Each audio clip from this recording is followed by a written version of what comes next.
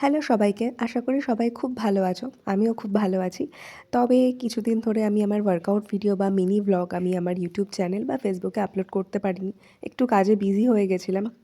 তো এতদিন ধরে এটাই ভাবতাম যে যখন কাজের খুব প্রেশার পড়বে আমি কি আমার ওয়ার্কআউট কন্টিনিউ করতে পারবো?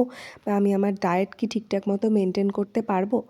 তো এটা শুধু যারা জিম করি তাদের জন্য না, আমি মনে করি আমাদের যেহেতু স্বাস্থ্যই সম্পদ, তো এটাকে আমাদের আগলে রাখার দায়িত্ব আমাদের।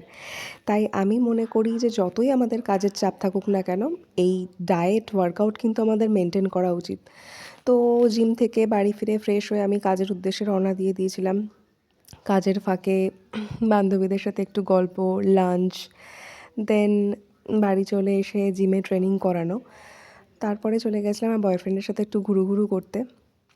একটু গেছিলাম বিশালে, ওর কিছু কেনাকাটার ছিল। আর আমি ওমেন সেকশন ঘুরে এই টয় সেকশানে একটু চলে গেছিলাম। এখানে এই পুতুলটাকে খুব ভালো লেগেছিল আমার। তারপরে মনে পড়লো যে এই ধীরে বয়সে আর কি পুতুল নিয়ে খেলবো, তারপরে রেখে দিলাম। যাই হোক, দেখা হচ্ছে পরের ভিডিওতে। চলো টাটা, ভালো থেকো।